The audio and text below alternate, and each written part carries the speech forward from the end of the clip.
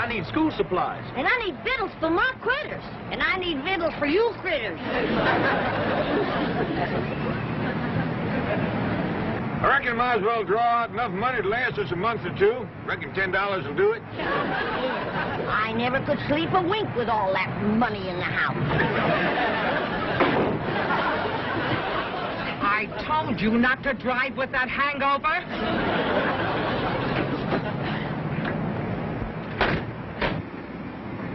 Anybody hurt?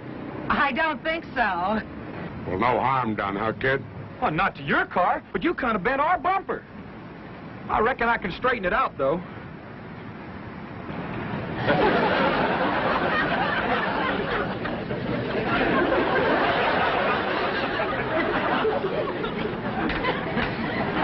Attaboy. You going in the bank, old-timer? Yes, sir. I was planning to. Well, come with me. They know me here. Maybe I can do you some good. I hope you'll forgive my stupid husband. Had a bad day yesterday with the nags, and he got stoned last night. So now he's got to borrow some money to pay off his bookie. What's a bookie?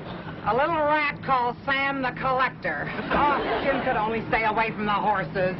Your husband likes horses, does he? Loves them, especially losers. Dad says a man who likes animals can't be all bad. Here comes Uncle Jed, Granny. Well, let's be on the way. Bye, ma'am. Glad there was no harm done. So am I.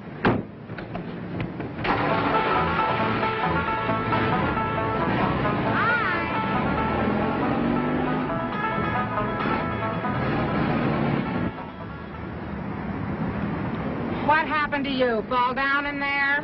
Shut up and act hurt. That old geezer's worth $35 million.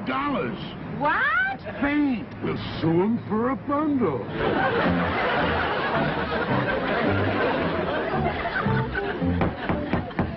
Case of Johnson versus Clampetts.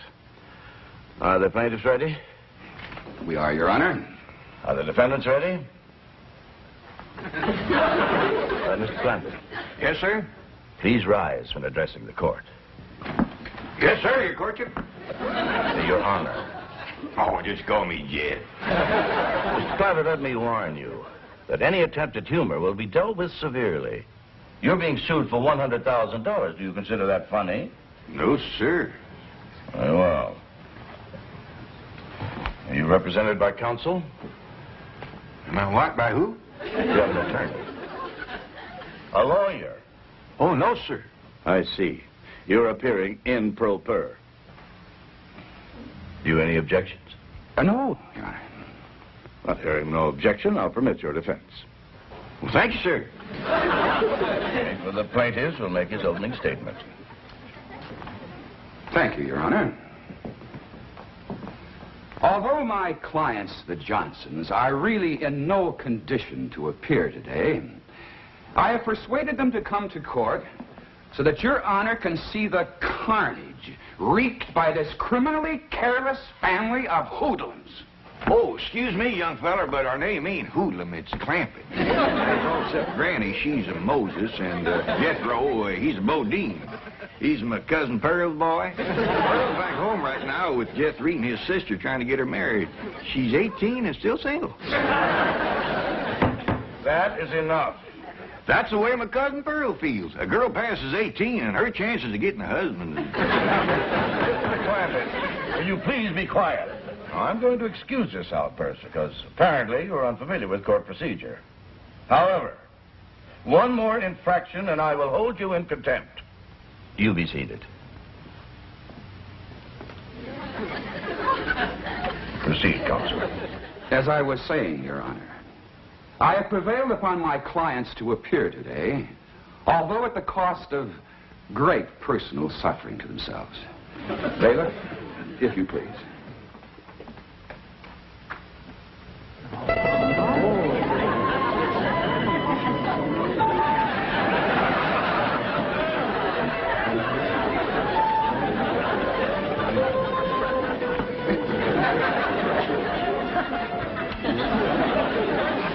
Is them the people that run into us?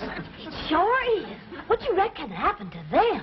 Something terrible by the looks of them. See, can we comfort them? Your Honor, protect my clients from these ruffians. You got a terrible memory for names. We's Clampetts, except for Mr. Clampett, I declare you in contempt of this court. And I'm going to give you a fine of $100. Well, thank you, but I didn't do nothing to earn no $100. The fine of $100 is suspended. Now, please, take your seats.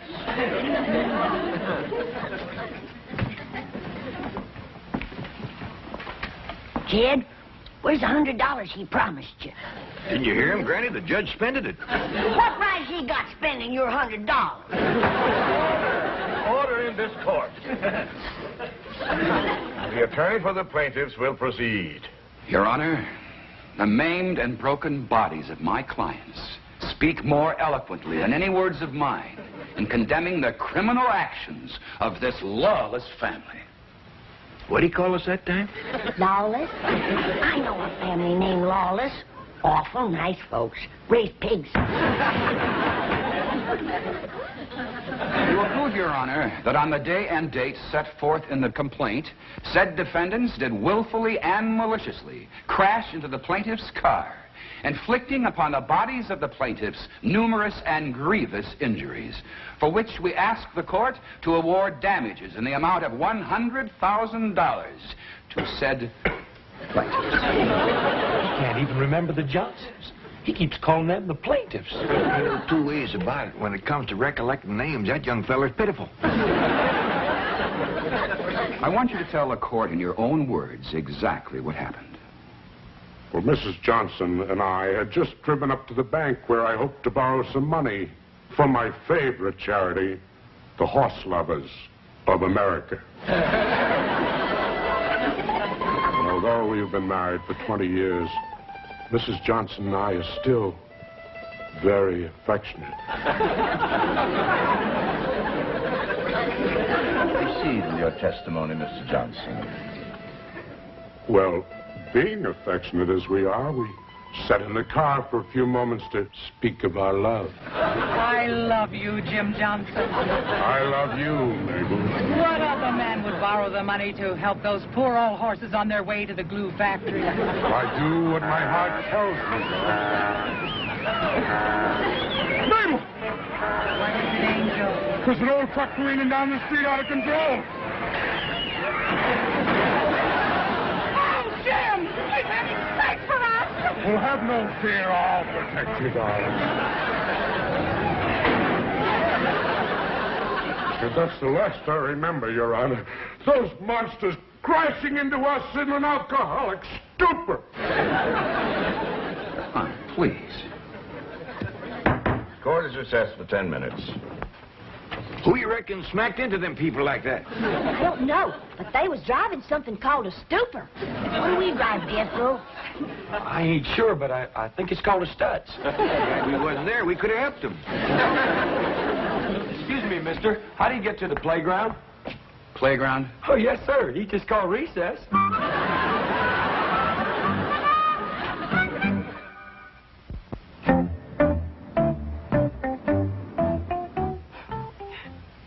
For my poor Jim's sake, I was glad he was unconscious so that he didn't have to see the worst part. Would you describe what you mean by the worst part?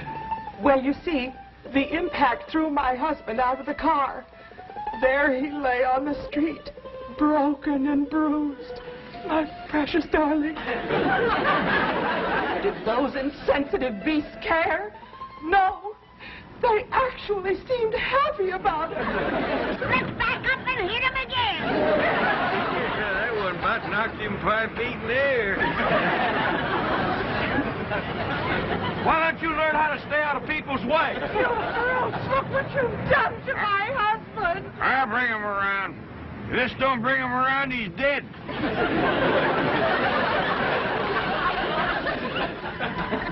My poor husband, whose precious lips had never before touched alcohol.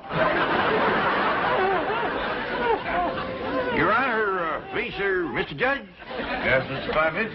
Do you wish to question Mrs. Johnson? Oh, no, sir. That poor woman's been through trouble enough. I just want to say that me and my family here is right good at tracking and trailing and hunting.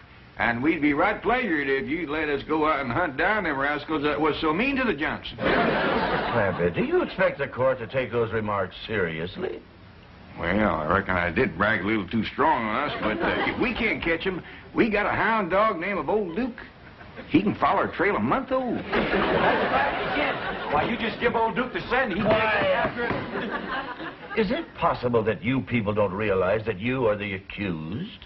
What do you mean? You are the folks who caused these injuries to the Johnsons.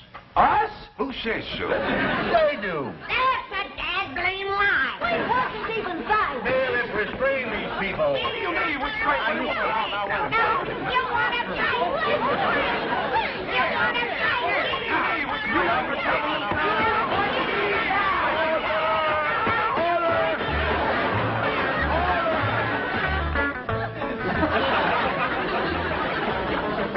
If you ask me, this is a heck of a place to spend recess. That fella said he put us in here to cool off. It's hotter in here than it is in there.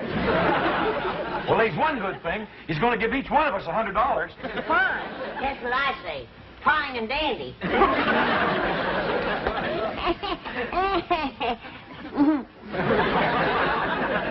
Jed, you look like you're counting hairs on a hog's back. What you studying on? I'm studying on this whole situation, Granny. Why would the Johnsons haul off and say we'd done something that we didn't? Well, maybe they's fibbing to get the money. Maybe they's text. I agree with Ellie. Way I got it figured, that accident they had knocked their memories loose. I could have. The way they's bandaged up, they must have took some awful hard knocks. Granny, supposing you make some poultices for the Johnsons, then that'll draw the hurt out of their heads and they'll be able to remember what smashed into them. I'll do it, kid. And I'll whomp up a great big dose of retchweed tonic. There ain't nothing like retchweed to get you thinking straight. All right, folks. Judge adjourned court till after lunch. And then he wants you all back in that courtroom on your very best behavior. He said he'd suspend your $100 fines. There he goes, spending our money again.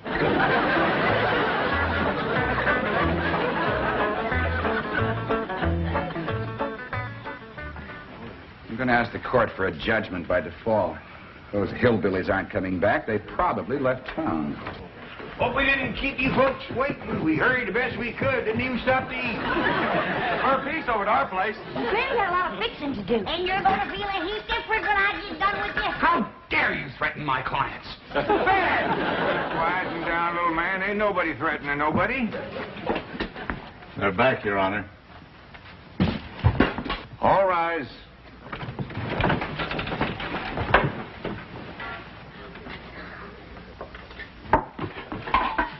You can uncover the bridge, but keep the lid on the baked pasta. Well, how about the chitlins? They're just as good cold. Smells good, don't it, Judge? We'd be right pleasure to have you join us. Everybody, we got plenty. Thank you. That is very nice of you. Oh, not all. You realize how long you've kept this court waiting?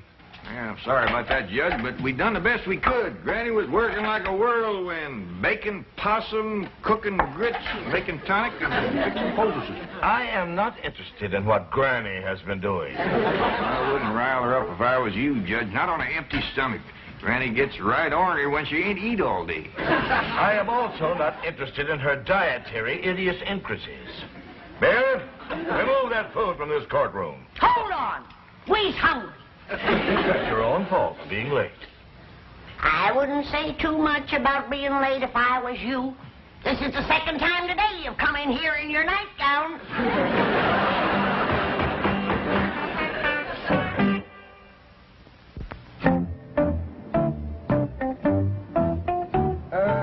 Tell me, Jethro, you like to drive that old truck? Oh, yes, sir. You like to drive fast? Oh, yes, sir, but I'm Just always... answer the question yes or no, and tell the truth. How do you like to drive fast? Yes, sir. Were you driving fast the day you crashed into the Johnsons' car? Oh, no, sir. Well, were you driving slowly when you crashed into their car? No, sir, That's all, always... thank you. But Now, I'm always... step down, please. Next witness. Granny, I understand that you make very good moonshine whiskey. I call it my rheumatism medicine. But it is quite potent, quite strong. Well, you don't want to stand too close to a fire when you uncork it. Yes, well, now then, Granny, do you sometimes carry a jug of this rheumatism medicine around with you? Take it on trips, say? Only when I get my twinges.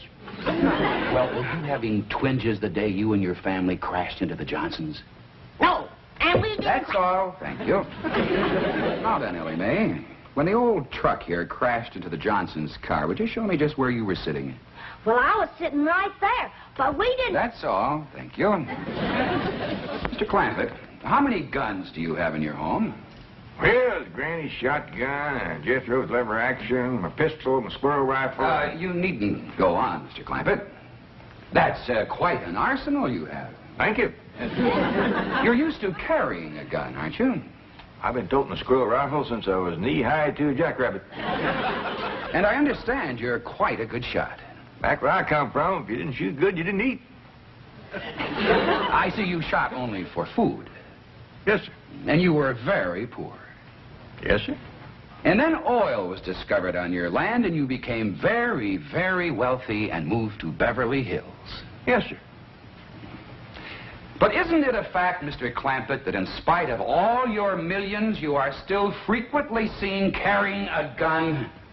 Yes, sir. You see, Now, just answer the question, yes or no.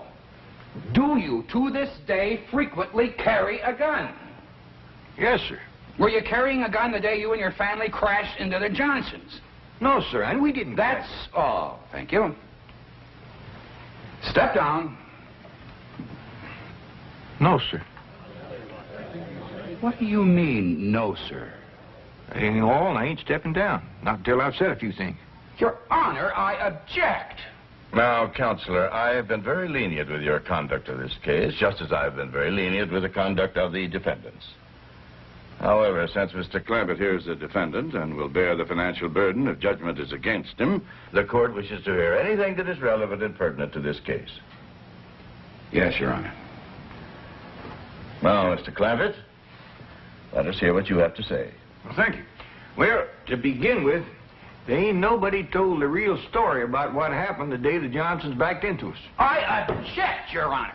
There has not been one shred of evidence or testimony supporting the allegation that my clients backed into the defendants. That is very true, Counselor. Perhaps now we might have it. In the meantime, you be seated. Yes, Your Honor. Now, you may proceed, Mr. Clampett, realizing, of course, that you're still under oath to tell the truth. Well, Your Honor, I learned how to tell the truth so long ago, I reckon it's become a habit. And what with making a promise on the good book, I'm going to be extra careful. Proceed. Well, me and my family drove down to the bank.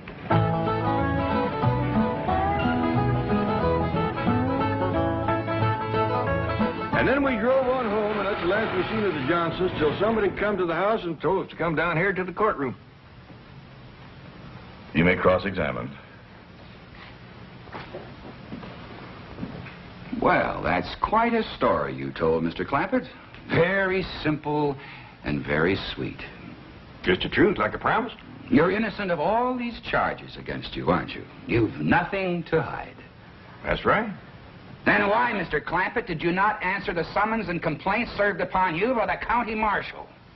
Summons and complaint? That is right, complaint.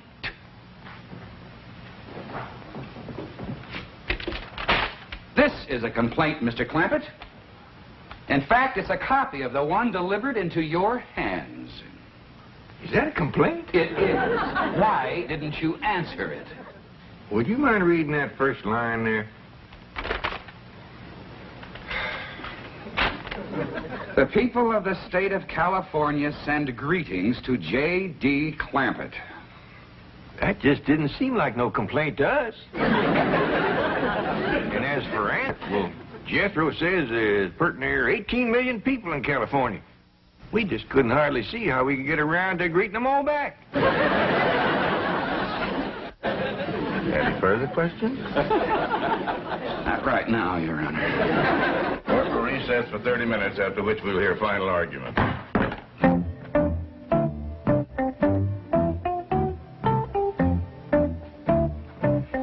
Mrs. Johnson, I'd like to have a little conference with you and your husband before court resumes. Do you know where he is? Probably out calling his bookie. Dr. Bookman. Another thing, you told me your husband was a teetotaler.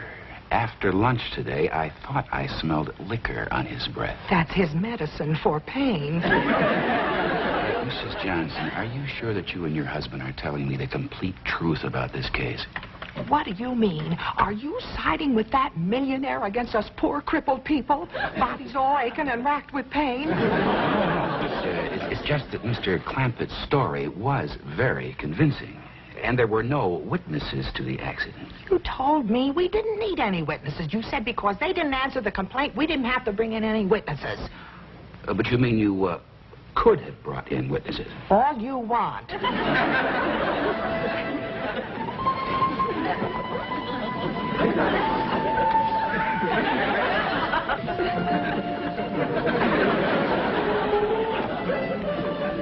All rise.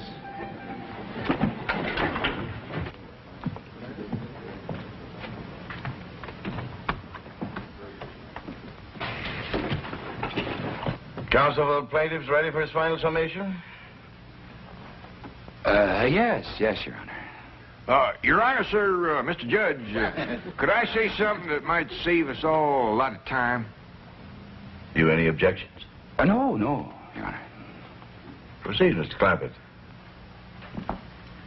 Well, sir, if it's all right with you, I'd like to go ahead and give that $100,000 to the Johnsons. Do you admit the claims made by the Johnsons? Well, no, sir, it don't. But he deserves the money, and I can afford to give it to him more if he needs it. Would you mind telling the court why you think he deserves it? Well, Your Honor, I got a daughter here, Ellie Mae, and I reckon she means more to me than just about anything in the world. And during the recess, when I seen Mr. Johnson with his daughter and seen how much he loved her, just like I do Ellie Mae, well, it kind of tore at my heart. What daughter? Shut up. There he was in his wheelchair in that little room across the hall, and in walked this beautiful girl with the long red hair, and I knowed right away she was his daughter because she walked up to him and she says, "How's it going, Daddy?" Judge, Your Honor, with no nurse to help him, that brave man got to his feet and stood there straight and tall so she wouldn't see he was suffering. And he hugged her and he kissed her, and right then is where I found out she was a heap like my daughter, fond of critters. Because he said, "Marcia, darling, when I get this $100,000, I'm going to take you to Mexico and we're going to watch the ponies run."